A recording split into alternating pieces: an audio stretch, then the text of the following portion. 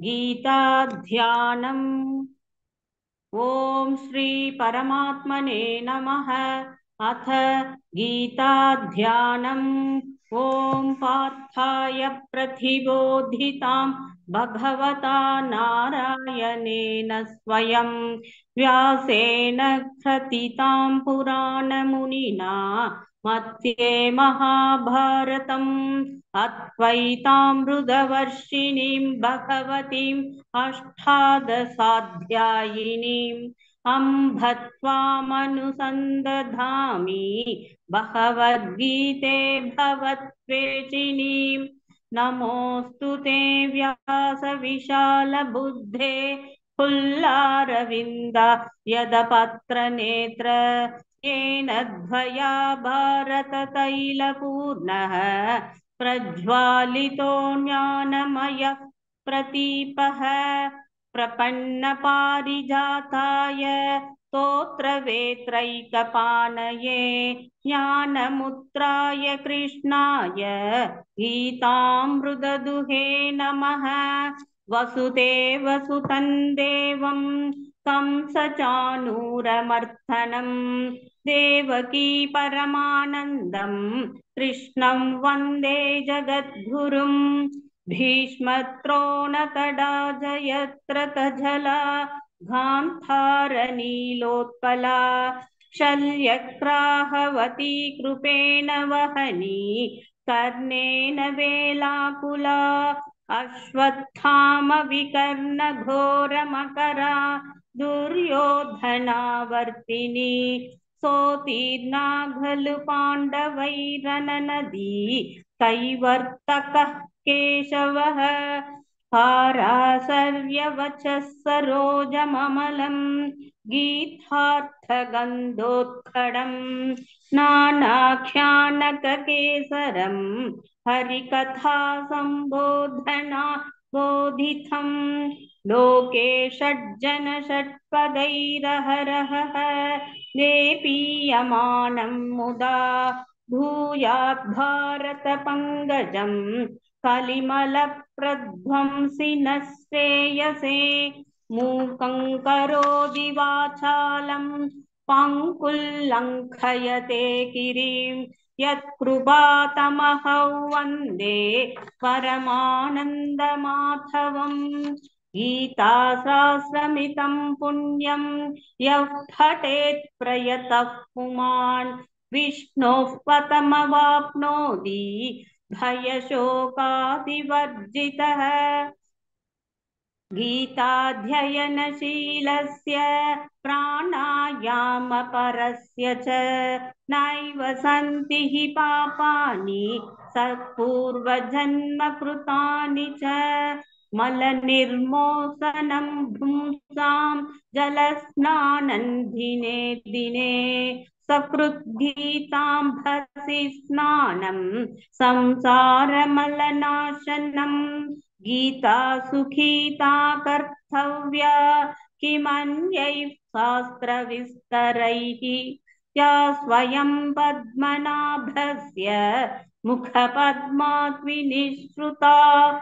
भारतामृतसर्वस्वं विष्णोर्वक्त्रात् विनिश्रुतं। गीता गङ्गोदकं पीत्वा पुनर्जन्म न विद्यते। सर्वोपनिषदो गावः दोग्धा गोपालनन्दनः पार्थो वच्चः सुधीर् भोक्ता दुग्धं गीतामृतं महत्। एकं शास्त्रं देवकी पुत्रगीतं एको देवो देवकी पुत्र एव। एको मन्त्रस्तस्य नामानि यानि कर्माप्येकं तस्य देवस्य सेवा। शान्ताकारं भुजगशयनं पद्मनाभं सुरेशं विश्वाधारं गगनसदृशं मेघवर्णं शुभाङ्गं लक्ष्मीकान्तं कमलनयनं योगिभृत्यानगम्यं वन्दे विष्णुं भवभयहरं सर्वलोकैकनाथम् यं ब्रह्मा वरुणेन्द्ररुद्रमरुतः स्तुन्वन्ति दिव्यैस्तवैः वेदैः साङ्गपदक्रमोपनिषदैः गायन्ति यं सामगाः ध्यानावस्थिततत्पदेन मनसा पश्यन्ति यै योगिनः यस्यान्तन्न विदुः सुरगणाः देवाय तस्मै नमः।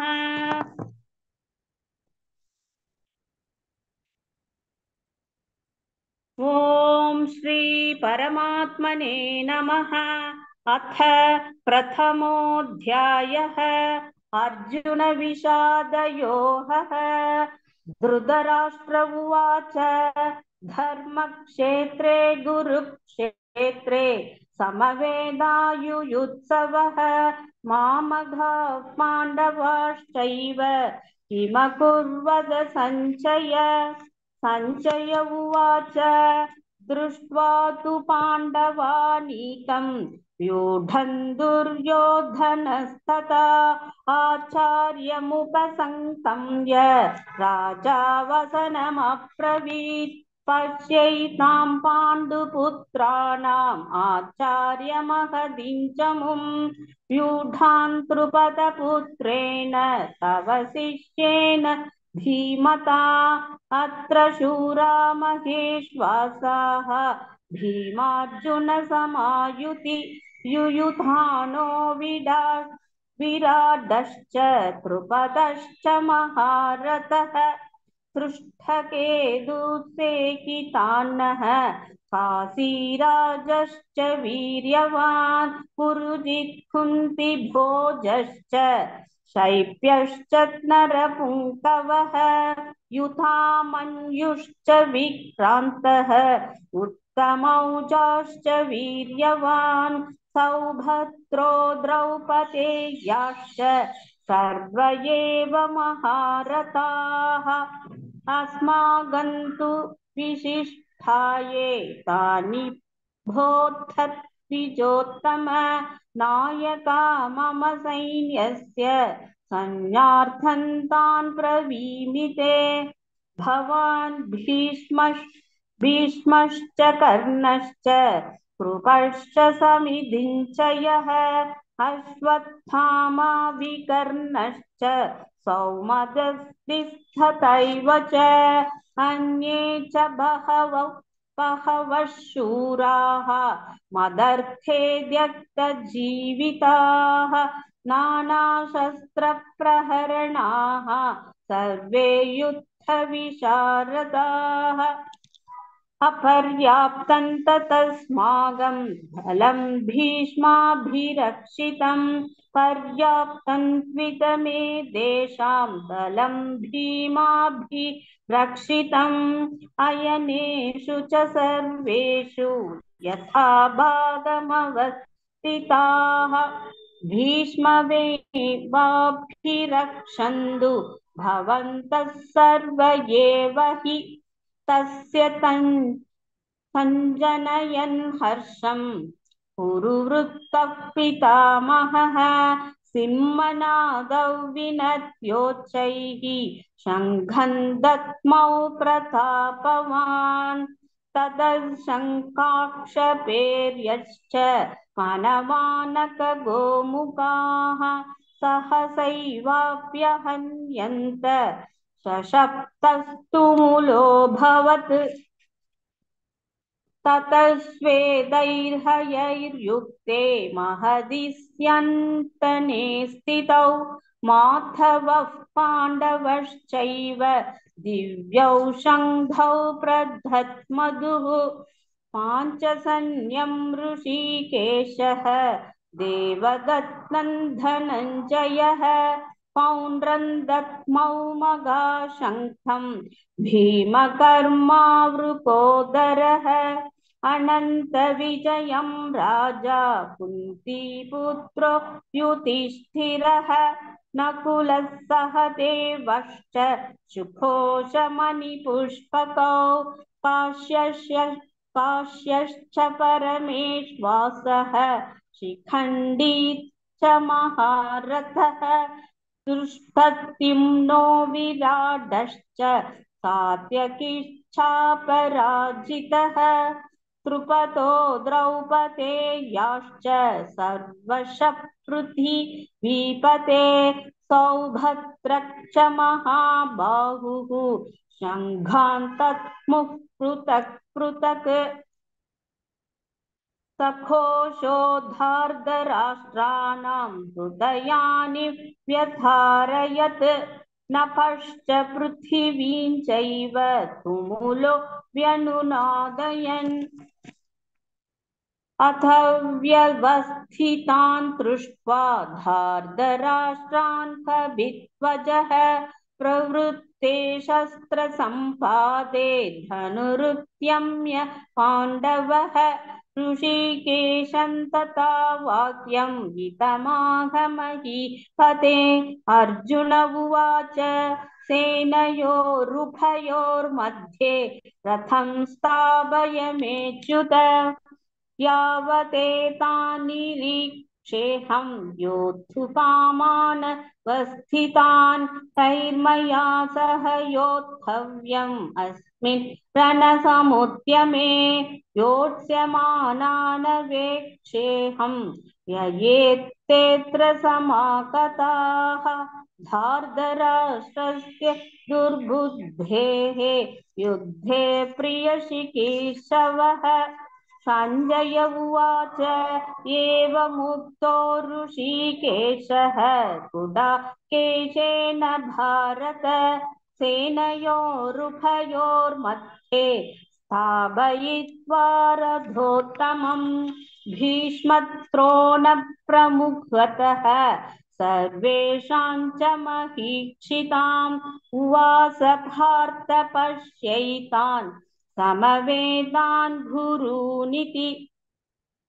तत्र पश्य स्थितितान् पार्थ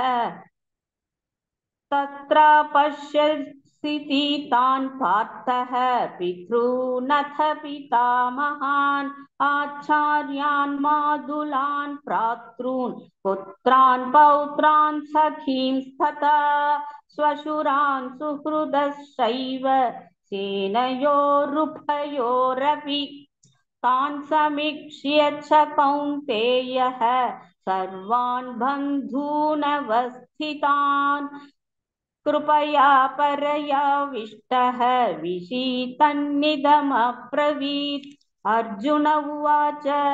दृष्ट्वेमं स्वजनं कृष्ण युयुत्सुं समुपस्थितम् सीदन्ति मम गात्राणि मुखं च परिशुष्यति वेपदुश्च शरीरे मे रोमहर्षश्च जायते गाण्डीवं स्रंसते हस्तात् त्वच्चैव परितह्यते न शक्नोम्यवस्थातुं प्रमदीव च मे मनः निमित्तानि च पश्यामि विपरीतानि केशव न श्रेयोनुपश्यामि हत्वा स्वजनमाहवे न काङ्क्षे विजयन् कृष्ण न स राज्यं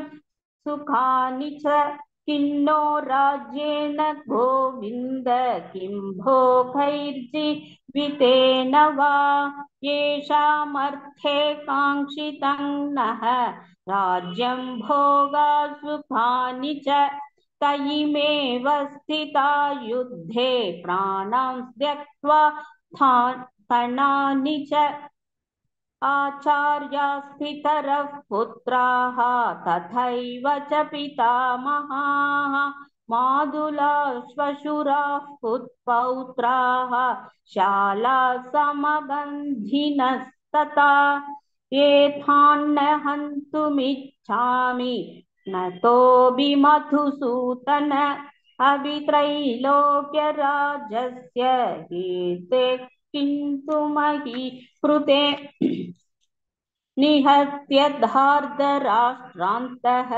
का प्रीतिः स्यात् जनार्दन पापमेवाश्रये तस्मान् हत्वैतानातायिनः तस्मान्नार्ह वयं हन्तुं धार्तराष्ट्रान् स्वबान्धवान् स्वजनं हि कथं हत्वा सुखिनः स्याम माधव यद्यप्येतेन पश्यन्ति लोकोपहदसेदसः कुलक्षयकृतं दोषं मित्रद्रोहे च बाधकम् कदन्नज्ञेनमस्माभिः पापादस्मान्निवर्त्युतुं कुलक्षयकृतं दोषं प्रपश्यद्भिर्जनार्दन कुलक्षये प्रणश्यन्ति कुलधर्मा सनातनाः धर्मे नष्टे कुलं कृष्णम् अधर्मोऽभिभवत्युत अधर्माभिभवात् कृष्ण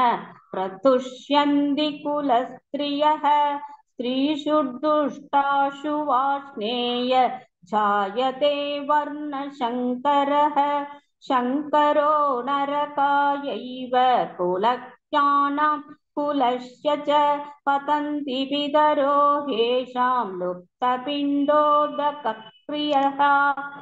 दोषैरेदैः कुलज्ञानां वर्णशङ्करकारकैः उत्साद्यन्ते जातिधर्माः कुलधर्माश्च शाश्वताः उत्सन्नकुलधर्माणां मनुष्याणां जनार्दन नरके नियतौ वासः भवतीत्यनुशुश्रुम अहो पतमहत् पापं कर्तुं व्यवसिता वयं यत्राज्यसुखलोभेन हन्तुं स्वजनमुद्यताः यदि मामप्रतीकारम् अस्त्रं शस्त्रपाणयः धार्तराष्ट्रारणे हन्युः धन्मेषे मतरं भवेत् सञ्जय उवाच एवमुक्त्वार्जुनः सङ्ख्ये रथोपस्थ उपाविशत् विसृज्य शशरं चापं शोकः सौविघ्नमानसः ॐ तत्सदिति श्रीमद्भगवद्गीतासु उपनिषत्सु ब्रह्मविद्याया योगशास्त्रे श्रीकृष्णार्जुनसंवादे अर्जुनविषादयोगो नाम प्रथमोऽध्यायः। ॐ श्री परमात्मने नमः। अथ द्वितीयोऽध्यायः सांख्ययोगः। सञ्जय उवाच तथा कृपयाविष्टम् अश्रुपूर्णा कुलेक्षणं विषितन्तमितौ वाक्यम् उवाच मधुसूदनः। श्रीभगवानुवाच कुतस्त्वाकश्मलमितं विषमे समुपस्थितम् अनार्यजुष्टमश्वर्क्यम् अकीर्तिकरमर्जुन क्लैप्यमास्मकमः पार्थ नैतत्त्वय्युपपद्यते सूत्रं हृदयदौर्बल्यं त्यक्त्वोत्तिष्ठ परन्तप। अर्जुन उवाच कथं भीष्ममहं सङ्ख्ये द्रोणं च मधुसूदन इषुभिः प्रतियोत्स्यामि पूजार्हा वरिसूदन गुरून् हत्वा हि महानुभावान् श्रेयो भोक्तुं वैक्ष्यमपीह लोके अत्वार्थकामांस्तु गुरूनिहैव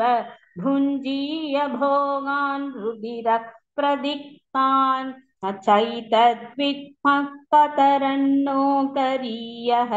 यत्त्वा जयेम यदि वा नो जयेयुः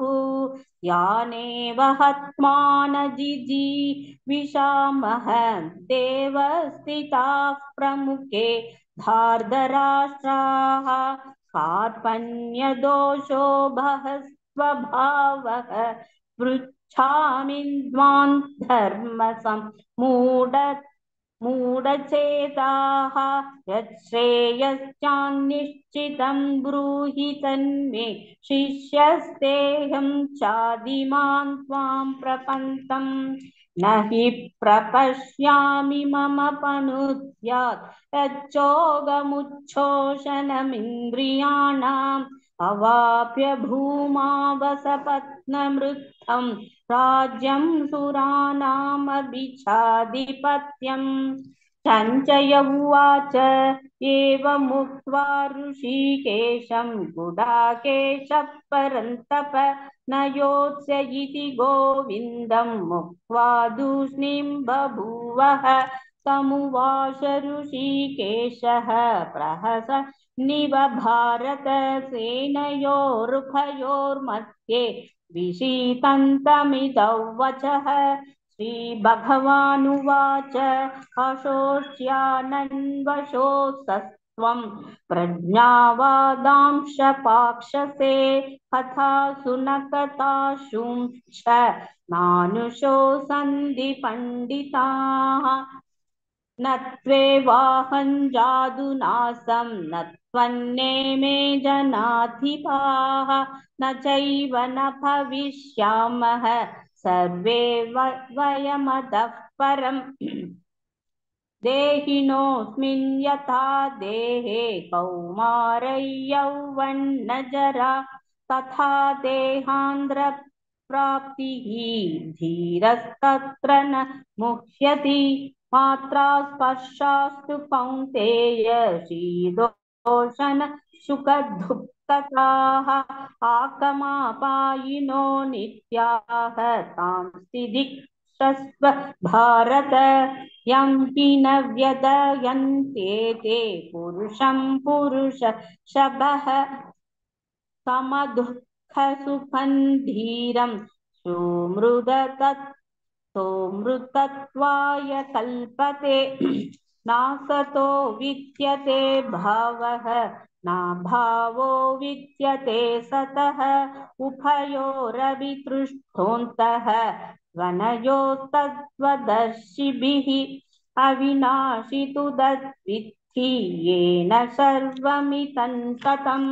विनाशमव्ययस्यास्य न कश्चित् कर्तुमर्हति अन्तवन्त इमे देहाः नित्यस्योक्ता शरीरिणः अनाशिनो परमे यस्य तस्माद्युध्यस्व भारत येन वेति हन्तारं यश्चैनं मन्यते हतम् उभौ तौ न विजानीतः नायं हन्ति न हन्यते न जायते म्रियते वा कदाचित् नायं भूत्वा भविता वा न भूयः अजो नित्यः शाश्वतोऽयं पुराणः न हन्यते हन्यमाने शरीरे वेता विनाशिनं नित्यं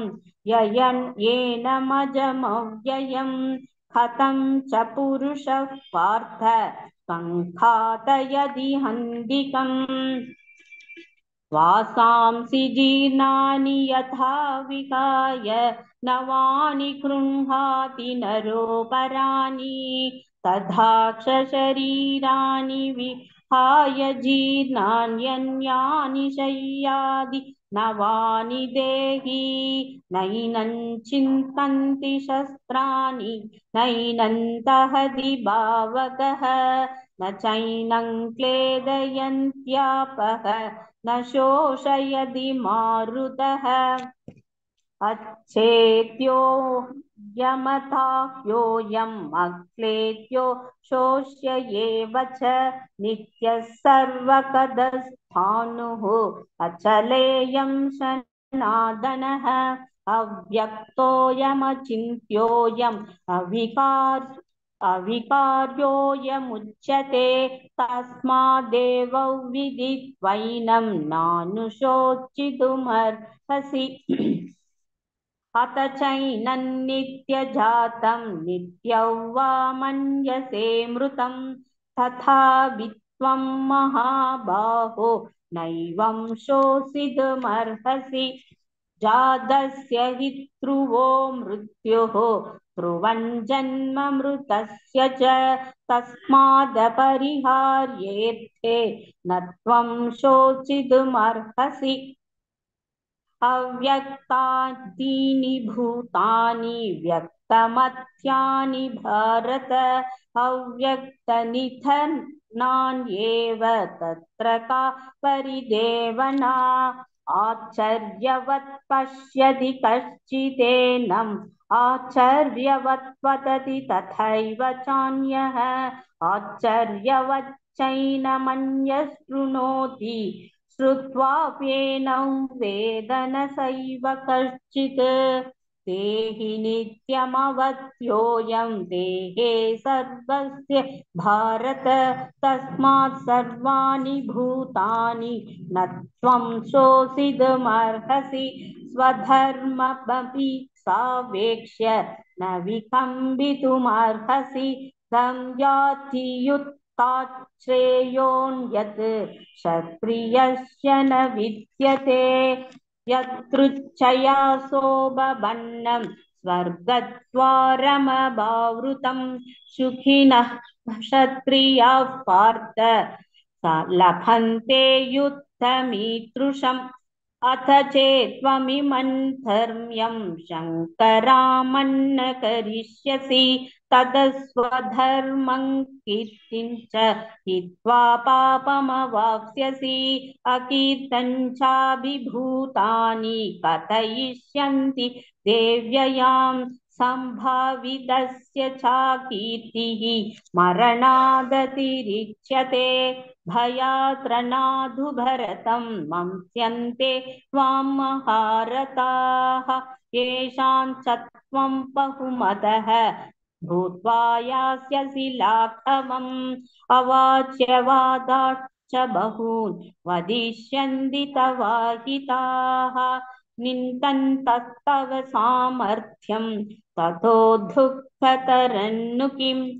अथो वा प्राप्स्यसि स्वर्गं जित्वा भोक्ष्यसे महीं तस्मात् उत्तिष्ठ कौन्तेय युद्धाय कृतनिश्चयः सुखदुःखे समे कृत्वा लाभालाभौ जयाजयौ ततो युद्धाय युज्यस्व नैवं पापमवाप्स्यसि येषा विहिता सांख्ये बुद्धे योगे त्विमां शृणु बुद्ध्या युक्तो यया पार्थ कर्मबन्धं प्रहास्यसि नेहाभिक्रमनाशोऽस्ति प्रत्यवायो न विद्यते स्वल्पमप्यस्य कर्मस्य त्रायते महदो भयात् व्यवसायात्मिक बुद्धिः एकेह गुरु नन्दन बहुशाखाक्ष्यनन्ताश्च बुद्धयो व्यवसायिनाम् यामिमां पुष्पिता वासं प्रवतन्यविपश्चितः वेदवातारताः पार्थ नान्यदस्तीति वादिनः कामात्मानस्वर्गपराः जन्मकर्मफलप्रदां क्रियाविशेषबहुलां भोगैश्वर्यगतिं प्रति भोगैश्वर्यप्रसक्तानां दया बहृदचेदसां व्यवसायात्मिका बुद्धिः समातौ न विधीयते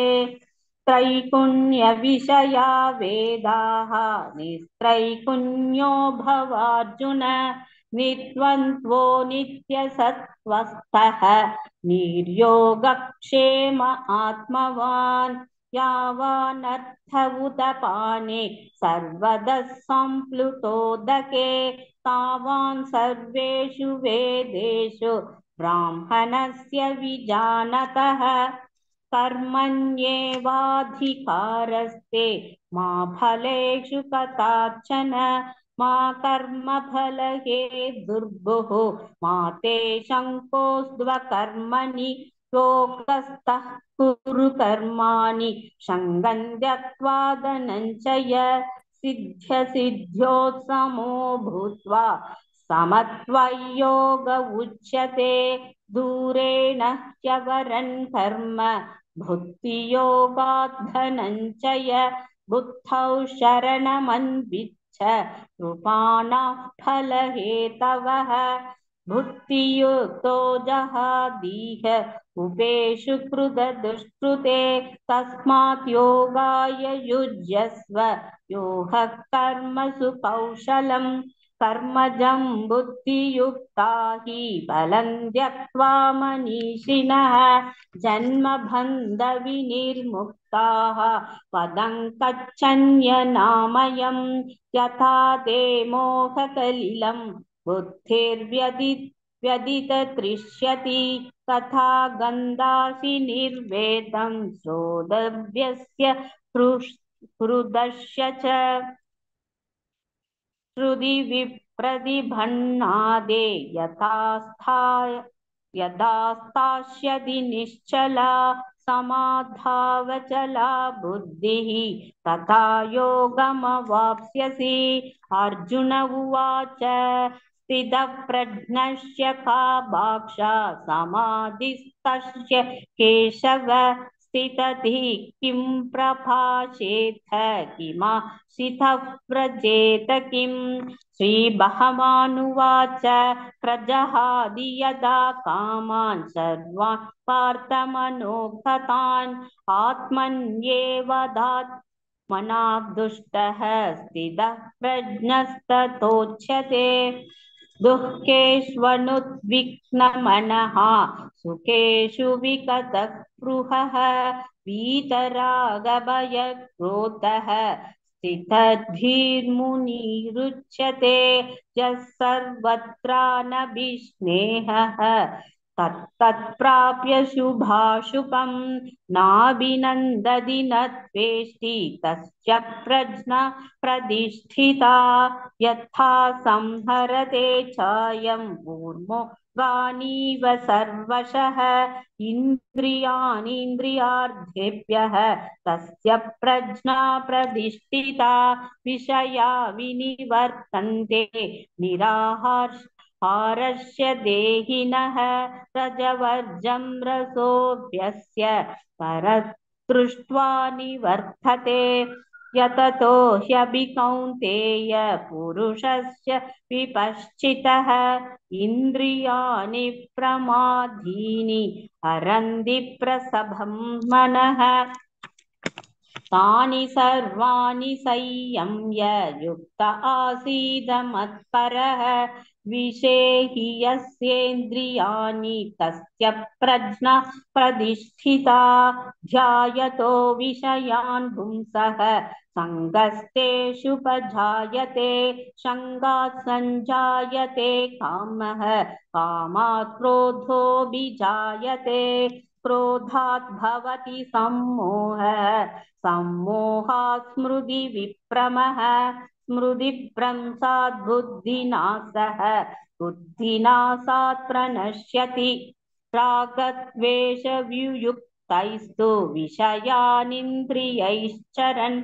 आत्मवश्यैर्विधेयात्मा प्रसादमधिगच्छति प्रसादे सर्वदुःखानां हानिरस्योभजायते प्रसन्नचेदसो ह्याशु बुद्धिः पर्यवतिष्ठते नास्ति बुद्धिरयुक्तस्य न चायुक्त्य भावना न सा भावयदः शान्तिः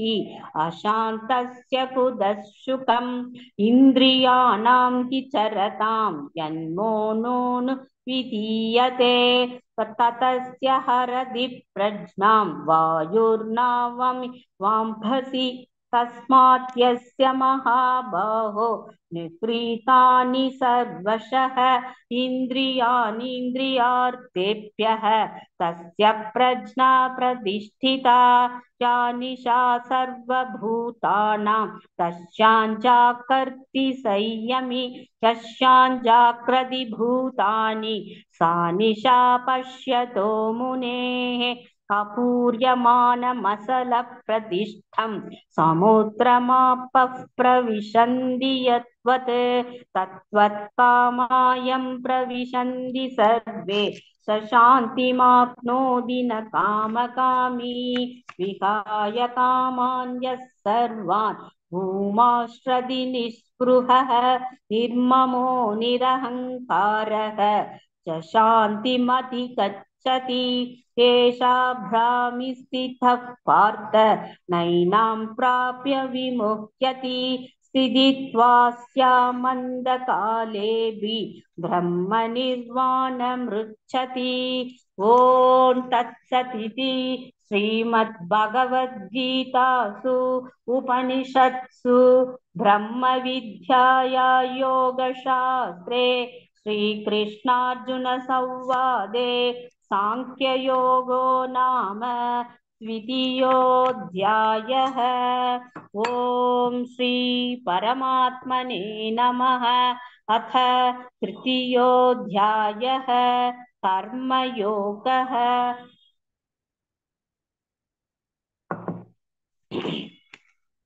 अर्जुन उवाच जायसी चेत् कर्मणस्ते मता बुद्धिर्जनार्दन तत्किं कर्मणि घोरे मां नियोजयसि केशव व्यामिश्रेणेव वाक्येन बुद्धिं मोहयसीव मे ततेको वद निश्चित्य येन श्रेयोऽहमाप्नुयाम्। श्रीभगवानुवाच लोकेऽस्मिन् द्विविधा निष्ठा पुरा प्रोक्ता मया नख ज्ञानयोगेन साङ्ख्यानां कर्मयोगेन योगिनां न कर्मणामनारम्भात् नैष्कर्म्यं पुरुषोऽश्नुते न च सन्न्यसनादेव सिद्धिं समधिगच्छति न हि कश्चित् क्षणमपि जातु तिष्ठत्य कर्मकृत् कार्यते ह्यवशः कर्म सर्वः प्रकृतिजैर्गुणैः कर्मेन्द्रियाणि संयम्य य आस्ते मनसा स्मरन् इन्द्रियार्थार्विमूढात्मा मिथ्याचारः उच्यते यस्त्विन्द्रियाणि मनसा नियम्यारभतेऽर्जुन कर्मेन्द्रियः कर्मयोगम् असक्तः स विशिष्यते नियतं कुरु कर्मद्वं कर्मञ्जायो ह्यकर्मणः शरीरयात्रापि च ते न प्रचिच्छेद कर्मणः यज्ञार्थात् कर्मणो यत्र लोकोऽयं कर्म बन्धनः तदर्थं कर्म कौन्तेय मुक्तसङ्गः समाचर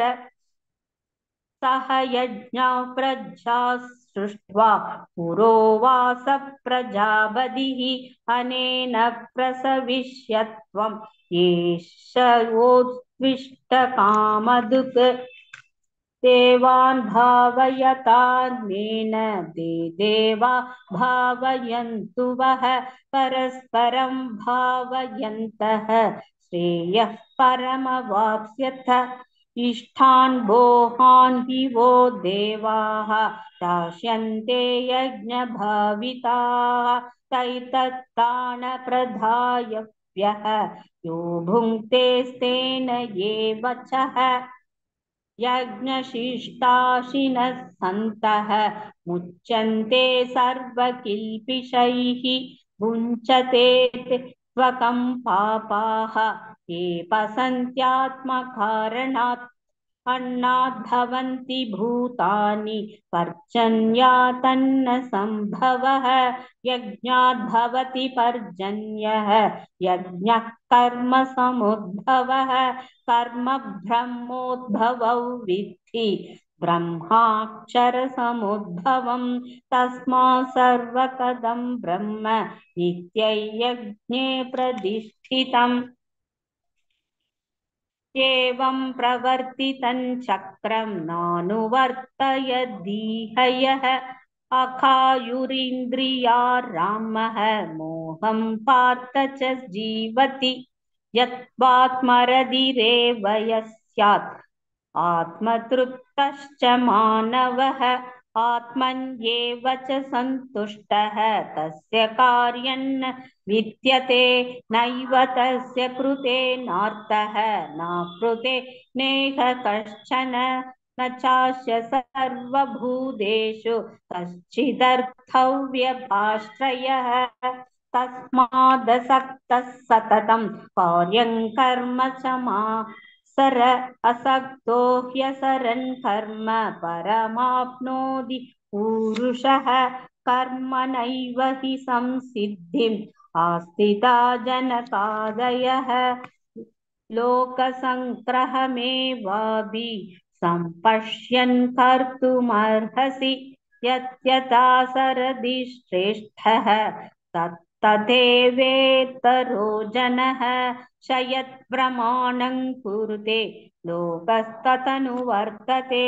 न मे पार्थास्ति कर्तव्यं त्रिषु लोकेषु किञ्चन नानावाप्तमवाप्तव्यं वर्त एव च कर्मणि यदि ह्यहं न वर्तेयं जादुः कर्मण्यतन्त्रितः मम वर्त्मानुवर्तन्ते मनुष्याः पार्थ सर्वशः उत्सीदेयुरिमे लोकाः न कुर्यान् कर्म चेतहं शङ्करस्य च कर्तास्याम् उपहन्यामि मा प्रजाः सक्तास्कर्मण्यविद्वांसः यथा कुर्वन्ति भारत कुर्यात् विद्वांस्तथा सक्तः चिकीर्षुर्लोकसङ्ग्रहम् न बुद्धिभेदं जनयेत् अज्ञानान् कर्म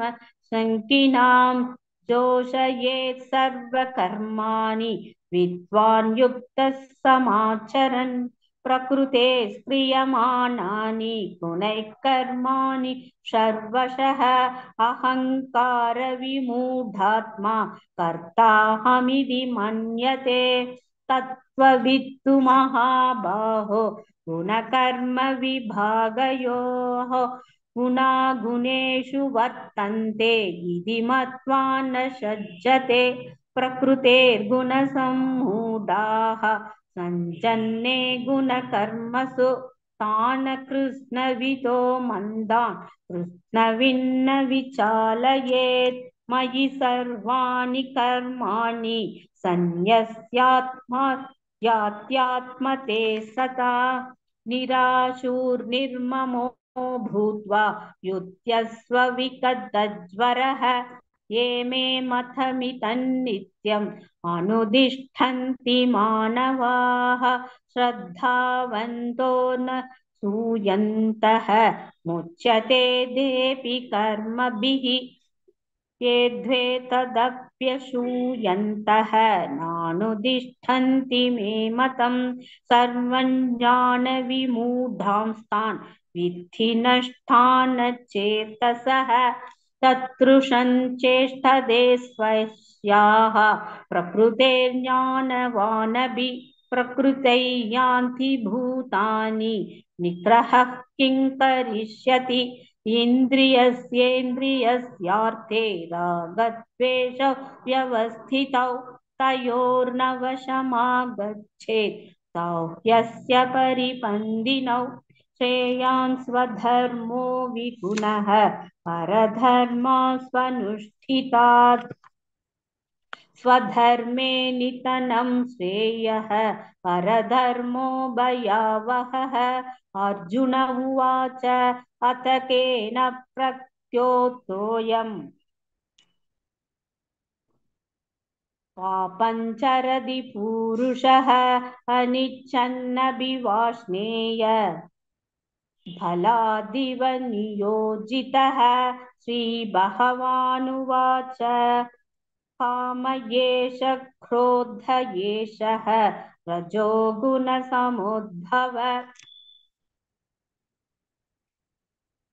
महाक्षणोऽस्महापाप्मा वित्तेनमिह वैरिणम्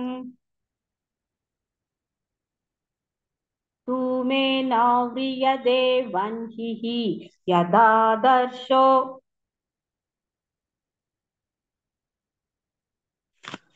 यदादर्शो मलेन च यथोल्पेन वृधो गर्भः तथा तेनेदमावृतम् आवृतं ज्ञानमेतेन ज्ञानिनो नित्यवैरिणा कामरूपेण कौन्तेय दुष्पुरेण न लेचना इन्द्रियाणि मनो बुद्धि अस्याधिष्ठानमुच्यते येदैर्विमोहयत्येषः ज्ञानमावृत्य देहिनं तस्मात्त्वमिन्द्रियान् यातौ नियम्य परदर्शभ पाप्मानं प्रजहिह्येनं ज्ञानविज्ञाननाशनम् इन्द्रियाणि पराण्याहुः इन्द्रियेभ्यः परं मनः मनसस्तु परा बुद्धिः यो बुद्धेः परस्तस्तु सः एवं बुद्धेः परं बुद्ध्वा समस्तव्यादमानमात्मना जहि शत्रुं महाबाहो कामरूपं दुरासतम् ॐ तत्सदिति श्रीमद्भगवद्गीतासु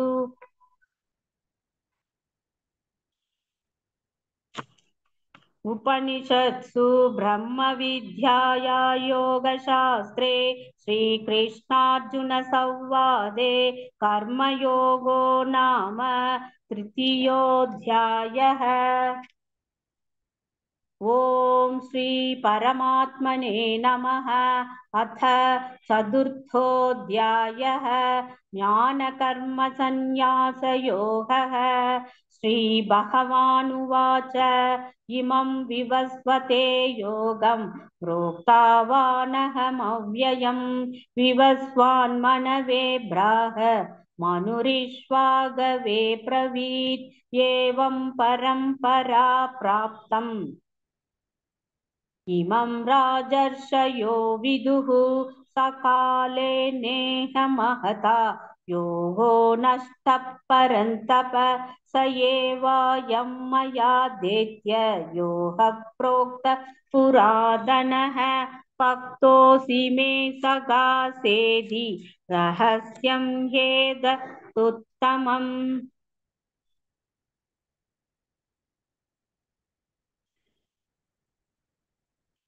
रहस्यं ह्येतदुत्तमम्।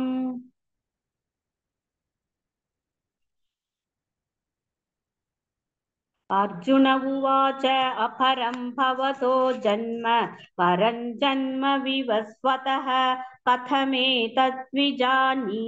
त्वमादौ प्रोक्तवानिति श्रीभगवानुवाच बहुनी मे व्यतीतानि जन्मानि तव सार्जुन धान्यहौ वेदवर्ष सर्वाणि न त्वन्वेत्थ परन्तप अजोऽपि सन्नव्ययात्मा भूतानामीश्वरोऽपि सन् प्रकृतिं स्वामधिष्ठाय सम्भवां यात्ममायया यथा यथा हि धर्मस्य ग्लानिर्भवति भारत अभ्युत्थानमधर्मस्य तदात्मानं सृजाम्यहं परित्राणाय साधूनां विनाशाय च दुष्कृतां धर्म संस्थापनार्थाय सम्भवामि युगे युगे जन्म कर्म च मे दिव्यम् एवं यो वेत्ति तत्त्वतः त्यक्ता देहं पुनर्जन्म नैति मामेदि सोऽर्जुन वीतरागभयक्रोधाः मन्मया मामुपाश्रिताः बहवो ज्ञानतपसा बोधा मद्भावमागताः ये यथा मां प्रपद्यन्ते तांस्तथैव भजाम्यहम् मम वर्त्मानुवर्तन्ते मनुष्याः पार्थ सर्वशः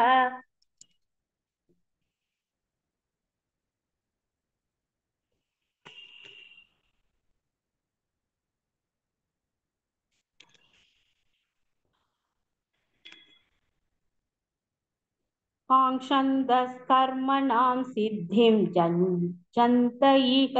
देवताः क्षिप्रं हि मानुषे लोके सिद्धिर्भवति कर्मजा साधुर्वर्ण्यं मया सृष्टं गुणगर्भविभागशः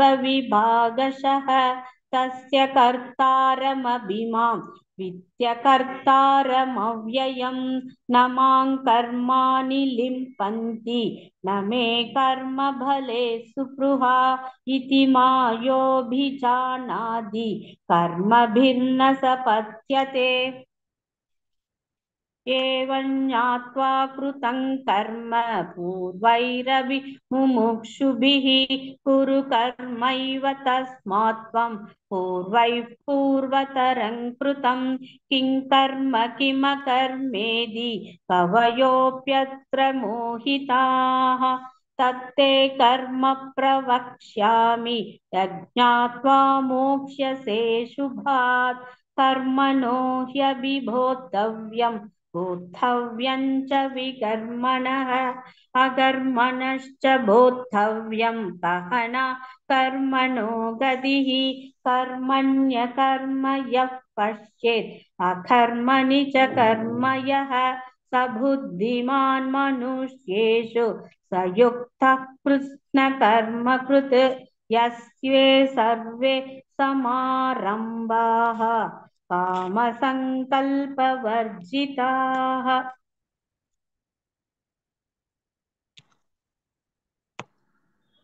ज्ञानाग्नितप्तकर्माणं तमाहुः पण्डितं बुधाः त्यक्त्वा कर्मफलासङ्गं नित्यतृप्तो निराश्रयः कर्मण्यपि प्रवृत्तोऽपि नैव किञ्चित् करोति सः निराशीर्यदचित्तात्मा त्यक्तसर्वपरिग्रहः शारीरं केवलं कर्म कुर्वन्नाप्नोति किल्मिषं यत्रुच्छालाभसन्तुष्टः द्वन्द्वातीतो विमत्सरः समसिद्धावसिद्धौ च कृत्वापि न निपत्यते हतसङ्कस्य मुक्तस्य ज्ञानावस्थितचेतसः यज्ञायासरदः कर्म समग्रं प्रविलीयते ब्रह्मार्पणं ब्रह्महवि ब्रह्माग्नौ ब्रह्मणासुतं ब्रह्मैव तेन कन्तव्यं ब्रह्म कर्म समाधिना दैवमेवापरे यज्ञं योगिनः पर्युपासते ब्रह्माज्ञावपरे यज्ञं यज्ञेनैवो बहुजुह्वति श्रोत्रादीन्द्रियाण्यन्ये संयमाग्निषु जुह्वति शब्दादीन् विषयानन्ये इन्द्रियाग्निषु जुह्वति सर्वाणीन्द्रियकर्माणि प्राणकर्माणि चापरे आत्मसंयमयोगाग्नौ जुह्वति ज्ञानदीपिते त्रव्ययज्ञास्तपो यज्ञाः योगज्ञास्तथा परे स्वाध्यायज्ञायज्ञास्त यतयः संशितः प्रदाः अपाने अपाने जुह्वति प्राणं प्राणे पानं तथा परे प्राणापानककृत्वा प्राणायामपरायणाः अपरे नियताहाराः प्राणान् प्राणेषु जुह्वति सर्वेप्येते यज्ञविदः यज्ञक्षपितकल्मषाः यज्ञशिष्टामृतभुजः यान्ति ब्रह्म सनातनं नायल्लोकोऽस्य यज्ञस्य कुतोऽन्यः कुरु सत्तम एवं बहुविधा यज्ञाः वितता ब्रह्मणो मुखे कर्मजान् विद्धि तान् सर्वान् एवं ज्ञात्वा विमोक्ष्यसे श्रेयान् द्रव्यमयात् यज्ञात् ज्ञान यज्ञः परन्तप सर्वं कर्माखिलं पार्थ ज्ञाने परिसमाप्यते तद्विद्धि प्रणिपादेन परिप्रश्नेन सेवया उपदेशन्ति ते ज्ञानं ज्ञानिनस्तत्त्वदर्शिनः यज्ञात्वा न पुनर्मोहम् एवैयास्यसि पाण्डव येन भूतान्यक्षेक्षेण द्रक्ष्यस्यात्मन्यतो मयि अपि चेदसि पापेभ्यः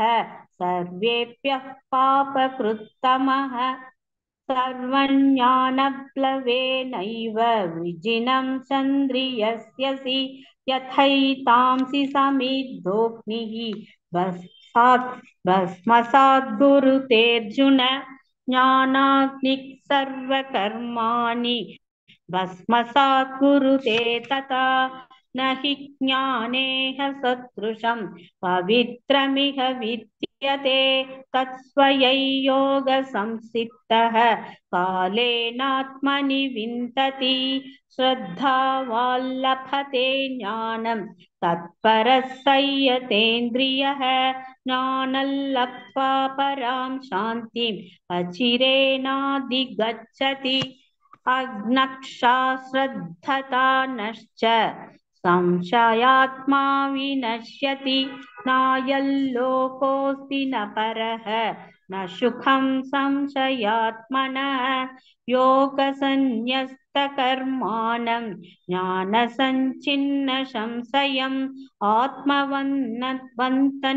कर्माणि निबध्नन्ति धनञ्जय तस्मात् ज्ञानसम्भूतं सुधस्थज्ञानि ज्ञानासीनात्मनः सिद्ध्वैनं संशययोगम् आतिष्ठोत्तिष्ठ भारत ॐ तत्सदिति श्रीमद्भगवद्गीतासु उपनिषत्सु ब्रह्मविद्याया योगशास्त्रे श्रीकृष्णार्जुनसंवादे ज्ञानकर्मसन्न्यासयोगो नाम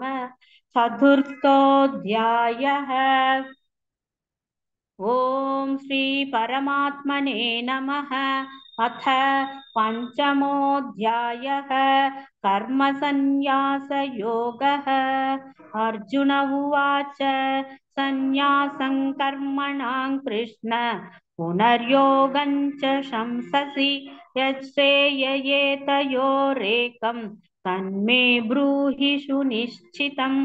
श्रीभगवानुवाच सन्न्यासकर्म योगश्च निश्चेयः सखरावुपौ तयोस्तु कर्म सन्न्यासात् कर्मयोगो विशिष्यते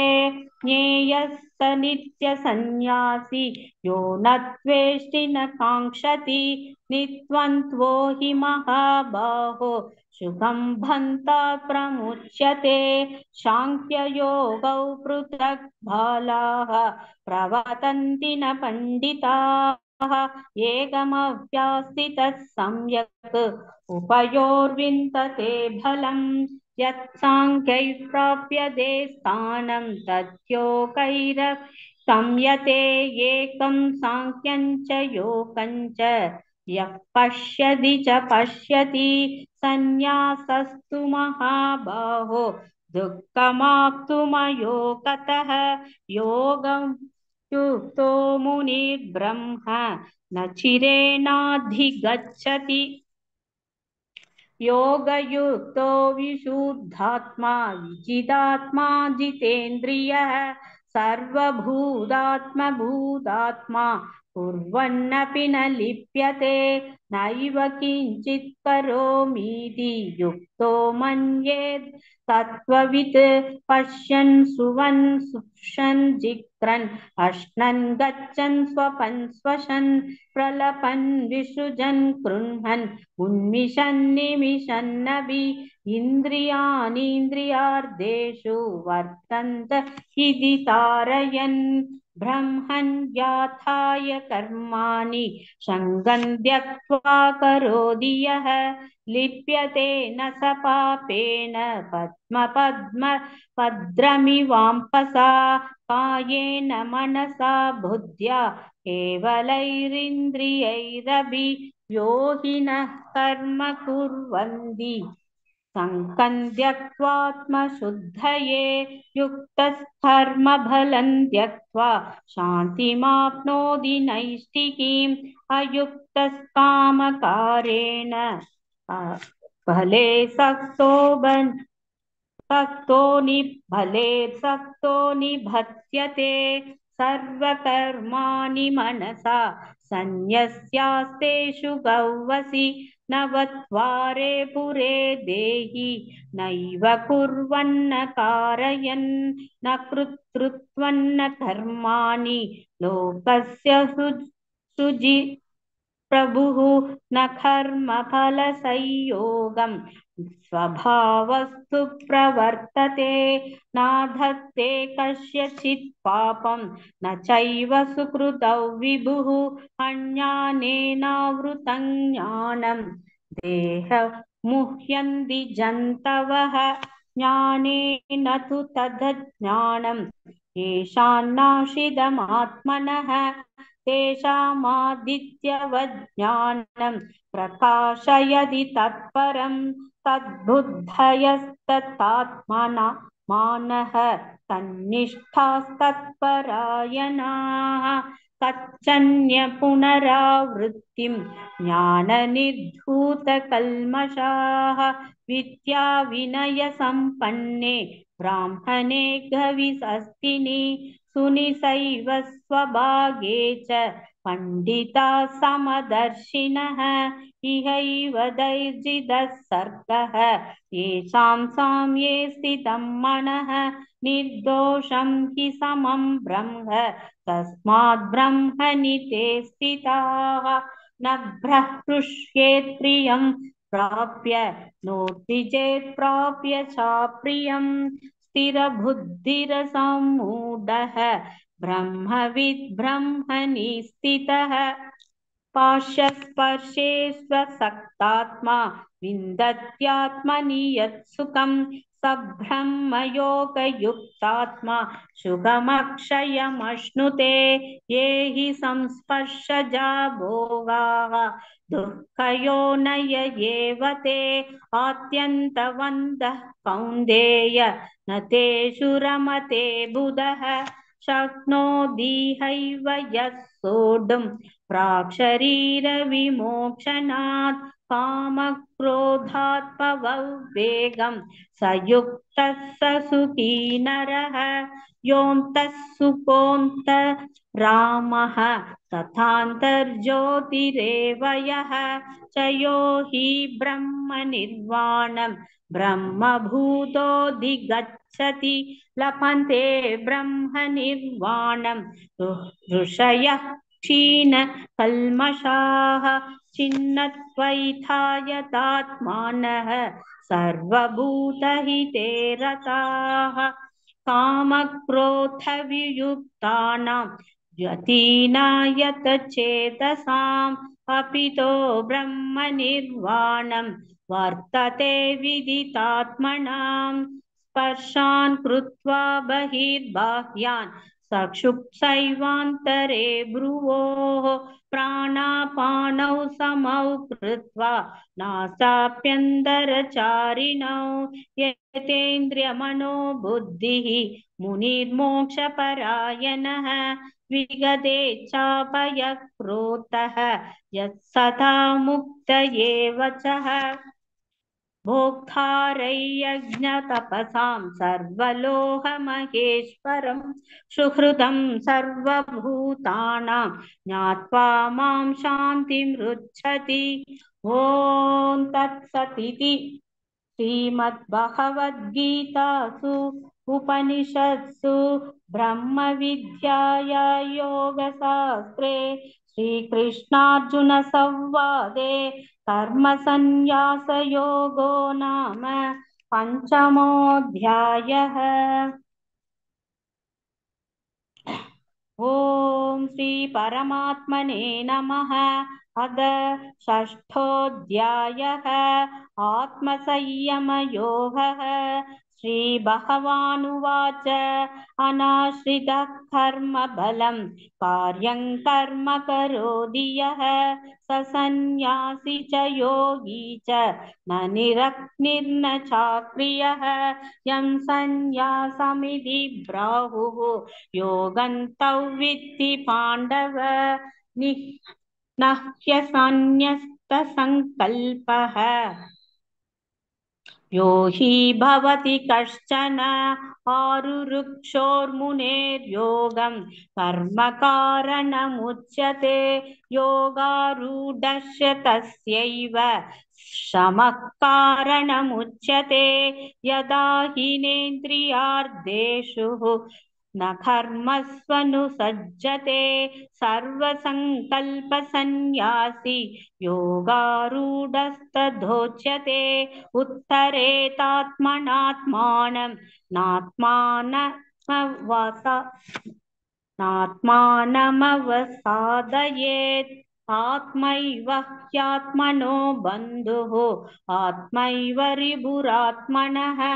बन्धुरात्मात्मनस्तस्य येनात्मैवात्मना जितः अनात्मनषु शत्रुत्वे वर्तेतात्मैव शत्रुवत् जितात्मनः प्रशान्तस्य परमात्मा समाहितः शीतोष्णसुखदुःखेषु तथा मानापमानयोः ज्ञानविज्ञानतृप्तात्मा कूटस्थो विजितेन्द्रियः युक्त इत्युच्यते योगी समलोष्टास्मकाञ्चनः सुहृन्मित्रान्युदासीन मध्यस्तत्वेष बन्धुः साधुष्वपि च पापेषु समबुद्धिर्विशिष्यते योगी युञ्जीत सततम् आत्मानं रहसि स्थितः एकाकीयत चित्तात्मा निराशिरपरिग्रहः शीशौ देशे प्रतिष्ठाप्य स्थिरमासनमात्मनः नात्युच्छ्रितन्नादिनीसं शैलाजिनघुषोत्तरं तत्रैकाग्रं मनः कृत्वा यतचित्तेन्द्रियक्रियः उपविश्यासने युज्यात् योगमात्मविशुद्धये समं कायशिरोग्रीवं तारयन्नचलं स्थिरः सम्प्रेक्ष्य नासिकाग्रं स्वं दिशश्चानवलोकयन् प्रशान्तात्मा विगतभिः ब्रह्मचारी हृदे स्थितः मनः संयम्य मच्चितः युक्त आसीद मत्परः युञ्जन्नेवं सदात्मानं योगी नियतं मनसः शान्तिर्निर्वाणपरमां मत्संस्थामधिगच्छति नात्यश्न ततस्तु योगोऽस्ति न सैकान्तमनश्नतः न चादिस्वप्नशीलस्य जाग्रतो नैव सार्जुन युक्ताहारविहारस्य युक्तचेष्टस्य कर्मसु युक्तस्वप्नावबोधस्य योगो भवति दुःखः यथा विनियदन् चित्तम् आत्मन्येवावतिष्ठते निःस्पृहः सर्वकामेभ्यः युक्त इत्युच्यते तथा यथा दीपो निवातस्थः नेङ्कथे सोपमा स्मृता योगिनो यतचित्तस्य युञ्जतो योगमात्मनः यत्रोपरमते चित्तं निरुद्धं योग सेवया यत्र सैवात्मनात्मानं पश्यन् नात्मनि तुष्यति सुखमात्यन्तिकै यत्तत् बुद्धिग्राह्यमतीन्द्रियं वेत्ति यत्र न सैवायं स्थितश्चलति तत्त्वतः यल्लब्ध्वा चापरल्लाभं मन्यते नाधिकं ततः यस्मिन् स्थितो न दुःखेन कुरुणाभिविसायते तौ विद्यात् दुःखसंयोग वियोगसंज्ञितं सनिश्चयेन योक्तव्यः योगो निर्विण्णचेतसा संकल्पप्रभवान् कामान् त्यक्त्वा सर्वान् शेषतः मनसैवेन्द्रियग्रामं विनियम्य समन्ततः शनैरुपरमे धृत्या गृहीतया आत्मसंस्थं मनः कृत्वा न किञ्चिदपि चिन्तयेत् यतो निश्चरति मनश्चञ्चलमस्थिरं ततस्ततो नियम्यैतत् आत्मन्येव वशुन्नयेत् प्रशान्तमनसं ह्येनं योगिनं सुखमुत्तमम् उपैति शान्तरजसं ब्रह्मभूतमकल्मषं युञ्जन्नेवं सदात्मानं योगी विगतकल्मषः सुखेन ब्रह्म संस्पर्शम् अत्यन्तं सुखमश्नुते सर्वभूतस्थमात्मानं सर्वभूतानि सात्मनि ईक्षते योगयुक्तात्मा सर्वत्रे समदर्शनः यो मां पश्यति सर्वत्र सर्वज्ञमयि पश्यति तस्याहं न प्रणश्यामि स च मे न प्रणश्यति सर्वभूतस्थितौ यो मां भजत्येकत्वमास्थितः सर्वथा वर्तमानोऽपि स योगी मयि वर्तते आत्मौपम्येन सर्वत्र समं पश्यति योऽर्जुन सुखं वा यदि वा दुःखं च योगी परमो मदः अर्जुन उवाच योगस्त्वया प्रोक्तः साम्येन मधुसूदन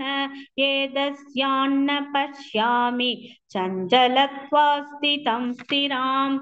चञ्चलं हि मनः कृष्ण प्रमादिफलवत्दृढं तस्याहं निग्रहं मन्ये वायोरिव सुदुष्करं श्रीभगवानुवाच असंशयं महाबाहो मनो दुर्निग्रहञ्चलम् अभ्यासेन तु कौन्तेय वैराग्येन सगृह्यते असंयतात्मना योगः दुष्प्राप इति मे मतिः वश्यात्मना तु यतता शक्यो वाप्तुमुपायतः अर्जुन उवाच अयदि श्रद्धयो भेदः योगाचलितमानसः अप्राप्य योगसंसिद्धिं काङ्कदिं कृष्ण गच्छति कच्चिन्नो भयविप्रष्टः छिन्नाभ्रमिव नश्यति अप्रदिष्टो महाबाहो विमूढो ब्रह्मण्यपति एतन्मे संशयं कृष्ण छेतुमर्हस्य शेषतः त्वथन्यः संशयस्य यास्य चेता न ह्युपपद्यते श्रीभगवानुवाच पार्थ नैवेह नामुत्र विनाशस्तस्य विद्यते न हि कल्याणकृत् कश्चित् दुर्गतिं तान् गच्छति प्राप्य पुण्यकृताल्लोकान् उषित्वा शाश्वती समाः शुचीनां श्रीमताङ्केः योग पृष्ठोऽभिजायते अथवा योगिनामेव कुले भवति धीमतां येत्ति दुर्लभतरं लोके जन्म यदीदृशं तत्र तं बुद्धि संयोगं लभते पौर्वतेहिकं यतते च ततो भूयः संसिद्धौ गुरुनन्दन पूर्वाभ्यासेन तेनैव ह्रियते ह्यवशोभिसः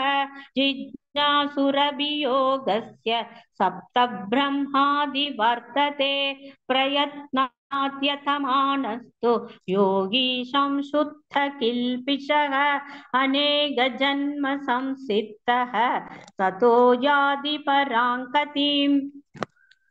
तपस्विभ्योऽधिको योगी ज्ञानिभ्योऽभिमतोऽधिकः कर्मिभ्यश्चाधिको योगी तस्मात् योगी भवार्जुन योगिनामपि सर्वेषां मत्पदेनान्तरात्मना श्रद्धावन् भजते यो मां समे युक्ततमो मतः ॐ तत्सदिति श्रीमद्भगवद्गीतासु उपनिषत्सु ब्रह्मविद्यायां योगशास्त्रे श्रीकृष्णार्जुनसंवादे आत्मसंयमयोगो नाम षष्ठोऽध्यायः।